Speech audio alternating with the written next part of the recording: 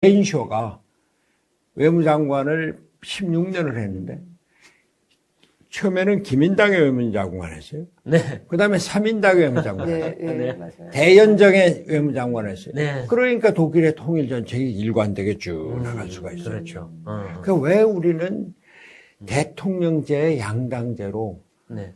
대통령이 되면 그냥 뭐 앞에 거 다 없애버리고. 그렇죠. 네. 네. 그렇죠. 처음부터 다 하시죠. 근데 그게 말이죠. 네. 우리나라뿐만이 아니라 사실 미국에서도 그런 현상이 네. 나타납니다.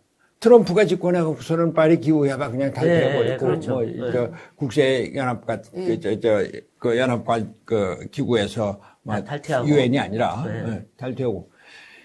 이런 대통령제와 양당제의 결합이 갖는 정치적인 불안이 우리나라에는 이제 지금까지는 고도 성장을 이루었는데, 이제 그 G7에 초청받는 이런 선진국으로 선진 경제를 이루는데 민간 부분이 커지고 사회가 다원화되고 정치도 다원화되는 마당에서는 이거 상당히 불안한 요소가 있다. 네.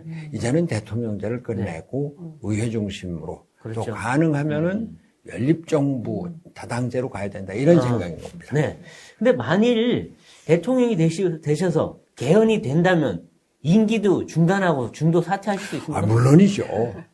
이 대통령이라는 게 내 권력에 네. 그냥 그 심취해갖고. 그렇죠. 그거 5년 내내 갖고 네. 싶어서. 아니, 문재인 대통령이라고 대통령 처음 할 때 뭐 순수한 마음 없었겠어요? 많이들 순수하다, 그렇죠. 순진하다 그러잖아요. 그래서 뽑았다는 국민도 많았죠. 근데 결과적으로 보니까 아집과 독선이에요. 네. 네. 그러니까 대통령의 아집과 독선을 이길 수 있는 정치 제도가 없습니다. 그러다가 보니까 결국 지금 전직 대통령 두 분이 네. 그렇죠. 감옥에 가 있고 네. 그 전직 대통령은 그 돌아가셨는데 대통령이 조문은커녕 조화도 보내지 않아. 그러니까요.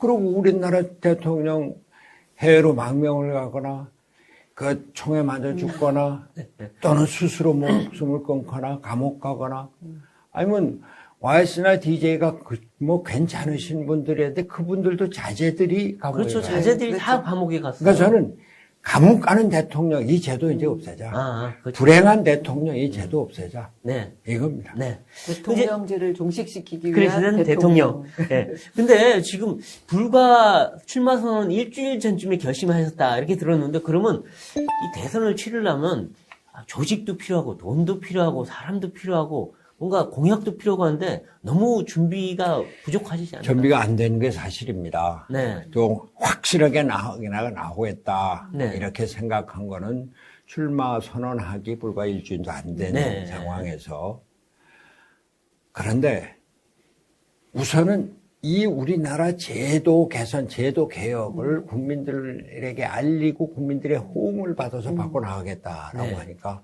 뭐 단기 필망 홀로 좀 광야에 서서 광야에 뭐 장미꽃을 피우겠다라고 하는 마음으로 들어섰는데 정책이나 공약이 없지 않느냐? 지금 당장은 없습니다. 그러나 우리 그 배국장께서도 뭐 4번째 출마했다고 그러잖아요. 네. 4번째 출마 그냥 놀면서 했습니다. 아니죠. 많이 열심히 하셨죠. 준비하셨죠. 특히 18대 대통령 선거 때는 네. 우리 정책자문단하고 한 2년 가까이, 정책자문단하고 네. 2년 가까이 매주 토요일 모여서 3시간, 4시간씩 공부를 하고 뭐 그랬습니다. 그렇죠. 뭐 좀 빗나가는 얘기입니다만, 기본소득에 대해서도. 네. 지금 그때 이미. 이재명 후보의 무슨 강남훈 교수, 한신대 교수가 기본소득에 네, 이제 그렇죠. 그분 2번이나 모셔다가 강의 듣고 토론하고 결론은 아니다 그런 겁니다. 아니다.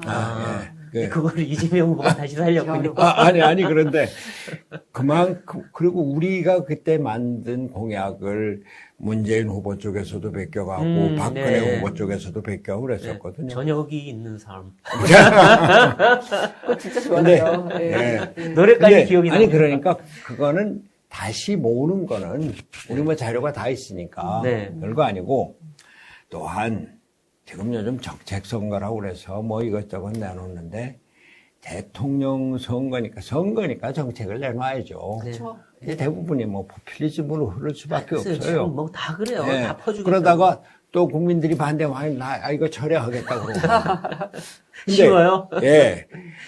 중요한 것은 네. 대통령의 어떤 국가 비전과 또 우리가 지금 어떤 상황에 와 있는가를 제대로 네. 파악하고 나갈 방향을 정하는 것이지 하나하나 구체적인 거 이게 그렇게 중요하지는 않다고 봅니다. 물론 저도 내놓을 겁니다만. 네. 네. 네. 근데 정책도 정책인데 어쨌든 선거 운동을 하긴 해야 되잖아요. 아무리 비대면이라고 해도 그러려면 뭔가 도와주는 사람도 있어야 되고 뭐 집단도 있어야 되고 뭔가 지원하는 그룹이 좀 있으신가요? 기존의 선거 운동 방식으로 보면은 네. 그렇게 해야죠. 네, 네. 조직에 뭐 특보를 수천 명 해도 위원장이 수천 명. 그렇죠. 지금 뭐 이재명, 윤석열 후보다 뭐 그렇죠. 저는 뭐 특보나 위원장이 뭐 그 수백 명 뭐 이런 정도가 아니라 이제는 네. 공동 선대위원장도 공동으로 수십 명이고. 그렇죠. 맞아요. 상임은 하나인데 상임도 뭐 여러 명이고. 명이고 또 총괄. 거기에다 또 총괄. 옥상 오기예요 지금. 이게 우리나라 대통령 제도의 선거입니다. 아, 네, 네. 지금 불란서에서 선거 운동을 하는데 무소속 후보가 14%인가 뭐 네. 얻었다는 얘기를 얼핏 들었어요. 저는 제가 얘기하는 것은 선거를 조직으로 하기보다 우리나라가 지금 어떤 위치에 와 있는데 네. G7의 네. 기술 강국으로 또 그 다원화된 그 민간 기업이 네. 주도하는 이런 경제로 와 있는데 과거에 개발 초기 시대의 대통령제도 제왕적 대통령제는 안 됩니다라고 그 메시지를 내고 국민들을 설득하는 것이기 때문에 그렇게 큰 조직은 지금 뭐 되지도 않지만 그렇게 큰 조직이 필요하지 않고 여기 강인선 뭐 배성규 이런 걸 통해서 국민들에게 그렇죠. 알리는 것이 알리는 게 중요하다. 중요하죠. 예, 네. 예. 근데 이제 지금 안 그래도 뭐 과거에 물론 보면 사람들은 이제 제가 그 후보 출마 선언하고 나서부터 조금씩 모이고 있고 네. 제 주변 사람들이 거의 다 반대했습니다. 우리 친구들도 다 떠나고 다 반대했는데. 과거의 동지들도 근데 다시들 돌아오고 네. 새롭게 모이고 있습니다. 아, 근데 지금 뭐, 어쨌든, 예전에는 손학규가 움직이면 그래도 한국 대선판이 흔들흔들하고 그랬는데, 지금은 영향력이 예전 같을까, 이런 의심을 갖고 있는 분들도 있는데, 특히나 윤석열, 이재명, 이 양강구도 속에서 어떻게 포지셔닝을 할 수 있을까? 그런 건 다 각오를 하고 나왔고요. 네. 제가 정치를 완전히 떠나서 지난 4.15 총선 이후에는 4.15 총선의 마지막 유세 지원을 하고 난 뒤에는 정치권에 연락도 안 했고 네. 기자들도 안 만났고. 글쎄요, 그러셨어요. 저희도 예. 자주 만나고 그랬는데. 예. 예. 근데 내가 도저히 이런 선거를 그냥 보고 나라가 이렇게 되는 걸 그냥 보면서 나 몰라라. 이거는 손학규가 살아온 정치 인생과 정치 철학이 아니다. 되건 안 되건은 하늘에 맡기고 국민들에게 우리나라 정치 제도를 바꿔야 된다라는 걸 설득을 하고 호응을 하자. 이런 생각이어서 물론 지금 양강 구도로 이렇게 자꾸 강화되고 있는 상황에서 그 비집고 들어갈 틈이 아주 좁은 게 사실입니다. 맞아요. 현실적으로는 그렇습니다. 예. 그러나 그 양강 구도의 대통령 선거가 과연 제대로 돼가고 있느냐. 네, 어떤 그렇죠. 후보는 내가 내놓은 거 있었는데 국민들이 안 하면 내가 걷어들일게. 어떤 쪽은 그냥 내분 쪽으로 이게 뭡니까? 그 자체가 우리나라 대통령 제도의 잘못된 걸 그대로 선거 운동에서 보여주는 겁니다. 그렇죠. 한 말씀만 더 드릴까요? 네. 대통령 선거제도가 대통령제의 잘못을 극명하게 보여주는 것이 윤석열 후보의 출연입니다. 그거 여쭤보려고 그랬어요. 네. 아니 보세요. 네. 윤석열 후보가 중앙지검장 때, 검찰총장 때, 이 정부에 의해서 임명되고. 그렇죠. 그리고 이 정부의 뜻대로 그대로 잘했던 사람입니다. 이명박, 박근혜 집어넣고. 그렇죠. 또, 국민들에게 이 정부가 초기에 반기업 정서가 아주 강했잖아요. 이재용, 삼성전자 감옥 집어넣고. 그렇죠. 나왔는데 또 다시 집어넣고. 그 다 윤석열 후보가 한 겁니다. 아, 그렇죠. 네. 집어넣는데 나중에 너무 많이 집어넣어. 그런데 대통령이 살아있는 권력도 마음대로 해라 그래서 조국 뭐 이게 안 되겠거든요. 그 이제 나름대로 법적인 네. 정의 관련 갖고 했겠죠. 아니, 일관되게 집어넣은 건 아니 맞아요. 이건 아니야. 그러니까 말을 안 들으니까 추미애를 내세워서 네. 이제 그 눌렀단 말이에요. 근데 거기서 그래? 그럼 내가 나서지 이렇게 반대편의 수장이 된 겁니다. 그렇죠. 반대편에서도 맞아요, 모시고. 맞아요. 근데 여기서 드는 질문은 그럼 윤석열 후보가 대선 후보로 나서게 된 거는 그거는 대통령제 폐해입니까? 아니면 문재인 대통령 그 근데 정권의 문재인 폐해입니까? 대통령의 폐해지만 네. 제가 아까 말씀드렸죠. 왜 우리나라 대통령은 전부 다 감옥 가고 네. 피살 내고 스스로 목숨을 끊고 뭐 자제들이 이게 한두 사람이라면은 대통령 제도의 문제가 아니지만 모든 대통령이 그렇다 얘기해요. 아니 지금 대통령 후보에 나선 사람들도 내가 대통령이면 너 감옥 가 이런 얘기를 간접적으로 하잖아요. 그렇죠. 이런 그렇죠. 극한 대결의 네. 정치 이걸 빨리 끝내야 된다. 이번 대통령 선거는 어차피 대통령 선거로 진행이 되지만 네. 대통령이 된 사람이 이거 안 된다. 네. 내가 나서서 내 대통령직을 포기를 하더라도 네. 정치를 바꿔나가겠다. 의원 여러분들, 국민 여러분들, 우리 이대로 갖춰야 되겠습니까? 뜻을 같이 세워주십시오. 이렇게 호소해야 된다. 이런 말씀. 네. 그러면 손학규 후보가 대통령이 되면 전직 대통령이 감옥에 가는 일은 없고 대통령제는 없어지고 그렇죠. 그렇게 되는 거죠. 저는 말이죠. 네. 우리나라 같았으면은 네. 미국의 트럼프 대통령이 지금 감옥 가서 한 무기징역 받았을 겁니다. 아, 그렇죠. 맞아요. 그랬을 것 같습니다. 근데 감옥에 집어넣지 않잖아요. 네, 그렇죠. 서로 거기는. 비난하고. 또 다음번에 또 출마하실지도 모르는데요. 와, 거의 나 할것 같아요. 정말 그건 모르겠는데 그게 대통령제의 폐해인 겁니다. 아, 그렇죠. 근데 그거를 이제 우리나라에서 좀 종식을 시키자. 이명박, 박근혜 법적으로는 문제가 있더라도 저는 그래서 벌써 작년부터 이제 사면해라. 네. 네. 됐습니다. 네. 그럼 이제 이 지금 문재인 정부의 국정 운영에 대해서 아무래도 뭐 대통령 후보로 나서신 분이면 전번 그 이전 정부에 대한 평가를 좀 해주셔야 될 텐데 이번 문재인 정부 국정 운영 어떻게 평가하시고 정권 교체입니까 유지론입니까 이거 갖고 지금 싸우고 있는데 아무래도 정권 교체 쪽이시겠죠? 아니 정권 교체다 유지다 이것이 대통령 선거의 모든 게 되고 있어요. 그렇죠. 윤석열 후보가 그 출마 선언하는데 제가 쉬어봤더니 9번 정권 교체를 얘기했더라고요. 네. 근데 정권 교체 그것만 얘기하지. 정권 교체를 왜 해야 된다. 정권 교체를 해서 뭐 하겠다. 이런 얘기가 없었습니다. 아, 네. 제가 얘기하는 거는 아니 집권당은 정권 유지, 정권 재창출을 당연히 얘기할 거고 네. 이 야당은 정권 교체를 얘기를 하고 국민 전체는 아이고 문재인 정권 너무하다. 네. 이런 게 뭐 큰 게 사실입니다. 네. 우리 친구들도 보면 다 정권 교체예요. 네. 아니 그 사람들 처음에는 문재인 대통령이 잘할 걸 바랬는데 네. 그 아집과 독선 네. 아니 국회에서 인사청문회 안만 하면 뭐랍니까? 그렇죠. 무시해버리잖아요. 그냥 통과시킨 사람이 25명인가 26명인가 그러다가 그렇더라고요. 검찰총장한테 살아있는 권력도 그 자유롭게 해라, 성역 없이 해라 그러고서인데 그걸 건드리니까 바로 이제 그 내치는 거 아닙니까? 그래서 나 빼고 살아있는 권력인 것 같아요. 그래서 저한테 지금 정권 유지냐 교체냐 이런 걸 여쭤보시는 거는 뭐 이 자리의 취지는 아니고 네. 제가 얘기하는 것은 정권이 앞으로 대통령과 정부가 뭘 해야 된다. 네. 그 얘기를 드리고 싶은 겁니다.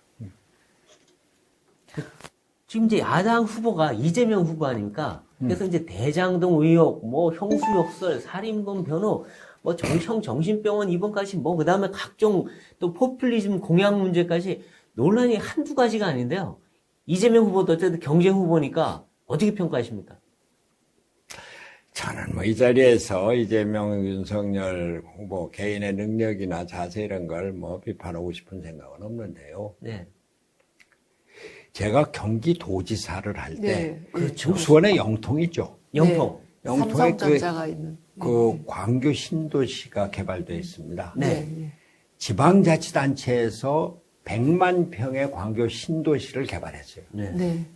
그 완전히 경기도가 주체가 돼서 네. 땅 매입하고 분배하고 그러네요. 이런 걸 그때 다 했거든요. 그때 다 했다. 네.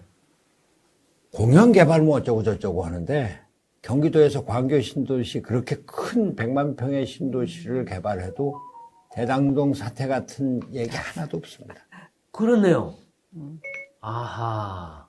제가 판교 테크노밸리를 개발했거든요. 네. 네. 판교는 아주 우리 그 수도권의 아주 그 소중한 주택단지 후보여서 건설부에서 그걸 그 주택단지로 갖고 가려고 그런 걸 4년을 싸워서 지금 판교 그 테크노밸리 디자인을 다 하고 분양까지 다 마치고 기공식까지 하고 나왔었어요. 아, 그렇네요. 근데 판교 신도시 그 테크노밸리 개발하면서 대장동 사태 같은 글쎄, 이런 잘 얘기 보면 못 없거든요. 들어봤어요. 어허.